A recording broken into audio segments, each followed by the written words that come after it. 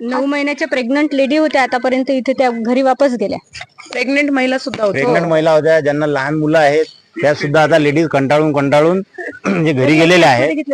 आणि यांच्या या हेकेखोरपणाचं उत्तर कोणाला द्या आणि आम्ही न्याय कोणाकडे मागा, हे जरा तुमचं म्हणणं आहे की शालेय प्रशासनाने शालेय याला 100% शालेय प्रशासन जबाबदार आहे. शालेय प्रशासनाला आम्ही रिक्वेस्ट केली, त्यांना लेखी आम्ही मागितलं की आम्हाला लेखी द्या किंवा आमच्या शंका ज्या आहेत यांचं निरसन करा गेट लावायच्या आधी.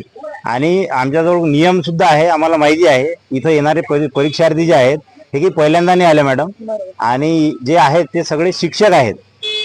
आणि तुम्हाला एकीकडे शिक्षकांचे मतं पाहिजे आणि तुम्ही परीक्षापासून जर वंचित ठेवत असाल तर याला राजकारणी जबाबदार आहेत. आणि ह्या अशा राजकारण्याच्या शाळा ज्या घेऊन बसलेल्या आहेत, मी सगळ्या पालकमंत्र्यापासून जे आमदार आहेत अकोल्यातले सगळ्यांना फोन केलेले आहेत.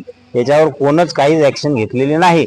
इथलं जे पोलीस प्रशासन आहे यांनी सुद्धा बघ्याची भूमिका घेतली. त्या जो इन्चार्ज आहे एक्झामचा, याला पोलीस कर्मचाऱ्याला विनंती करून सुद्धा त्या इन्चार्जला आमच्या शंकाचं निरसन करण्यासाठी बोलवण्यात आलं नाही. याला पूर्णपणे इथला जो स्टाफ आहे आणि हा अनएज्युकेटेड स्टाफ आहे, माझं स्पष्ट मत आहे.